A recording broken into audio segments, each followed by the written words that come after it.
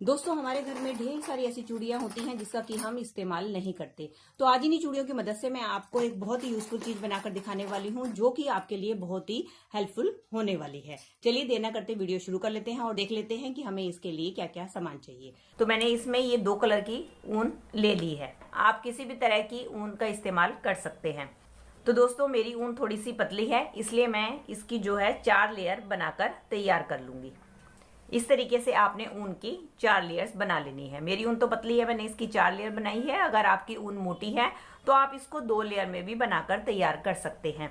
इसी तरीके से दोनों गोलों की मैं 4-4 लेयर बनाकर तैयार कर लूंगी। चलिए ये देखिए मैंने ये गोले बनाकर तैयार कर लिए हैं।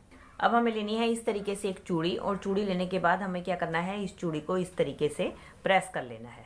अब वो जो चूड़ी थी उसको ये देखिए मैंने इसको इस तरीके से दबा दिया है। अब ये हमारा एक टूल बनकर तैयार हो गया। अगर आपसे इस तरीके से प्रेस ना हो, हाथ से प्रेस ना हो, तो आप प्लास की मदद भी ले सकती हैं। अब हमें क्या करना है, हमें इस तरीके से जो भी ऊन लेनी है पहले उसकी हमें इस तरीके से फिर से एक डोरी तैयार कर लेनी है। और तैयार करने के बाद जैसे कि हम निडल में धागा डालते हैं उस तरीके से हमने इसके अंदर धागे को डाल देना है। ये देखिए इस तरीके से मैंने धागा डाल दिया है। अब हमें क्या करना है, हमें इसी जिस धागे का हमने यूज किया है पहले हमें उसी का ये रोल लेना है। अब हम क्या करेंगे, इस रोल को लेंगे और हम इसका एक फंदा तैयार करेंगे। और अब हम इस तरीके से इसके अंदर, आपको इस बात का ध्यान रखना है, आपने जो भी तैयार करना है इसको आपने थोड़ा सा लूज रखना है, टाइट नहीं करना। उसके बाद हमें क्या करना है, जिस तरीके से हम अपने सिलाई में फंदा डालते हैं उसी तरीके से हमने इसमें फंदा डालते हुए इसको बुनते चले जाना है।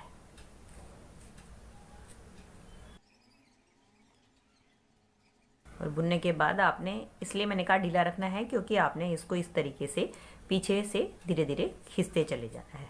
अगर आप थोड़ा सा टाइट रखेंगे तो आप देखेंगे कि आपका पीछे से ये प्रेस नहीं होगा, तो आपने इसको थोड़ा थोड़ा सा लूज रखना है। ये देखिए इस तरीके से हम इसके बुनते जाएंगे और धीरे धीरे धीरे करते हुए हम इसको पीछे से उतारते जाएंगे।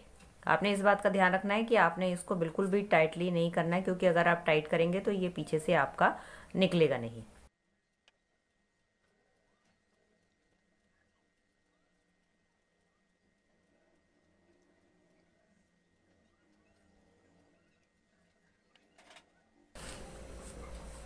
ये देखिए दोस्तों ये हमारी बनकर तैयार हो गई है।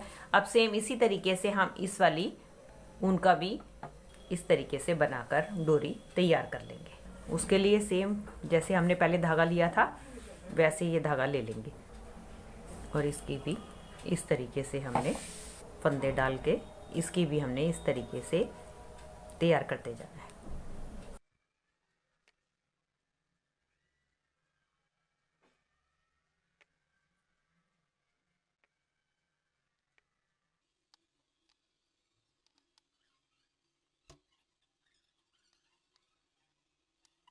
अब देखिए दोस्तों इसकी भी मैंने इस तरीके से चेन बनाकर तैयार कर ली है।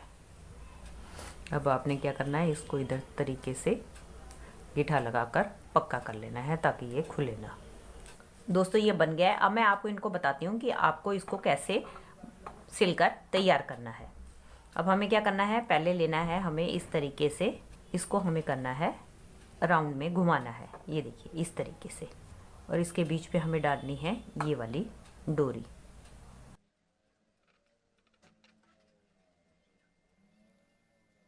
ये देख सकते हैं इस तरीके से हमें इसके बीच में डालना है और इसको इस तरीके से घुमाना है। अब इसी को हमने दूसरी वाली को इसके साथ साथ घुमाना है। आई होप आपको समझ आ रहा होगा। इस तरीके से हम इसको सीधा करते जाएंगे और इसको घुमा के हम सिलते हुए जाएंगे। दोस्तों एक तो ये बहुत ही आसानी से बनकर तैयार हो जाता है, और दूसरा इसको बनाने में हमारी ज़्यादा मेहनत भी नहीं लगती है।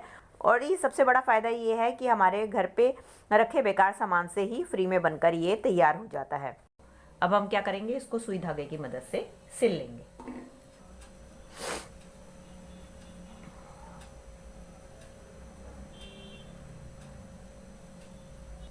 आप इसके लिए मैचिंग का धागा ही लें ताकि पता न चले कि आपने इसको सिल रखा है। बस आपने थोड़ा सा इसको फिनिशिंग के साथ सिलना है ताकि जो इसके आसपास के धागे हैं वो आपको दिखाई ना दे।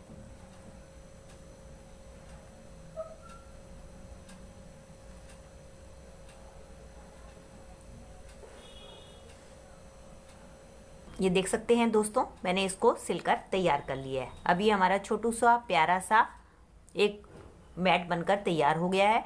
दोस्तों मेरे पास इतनी ही बची हुई ऊन थी, इसलिए मेरा छोटा सा ही बन पाया है।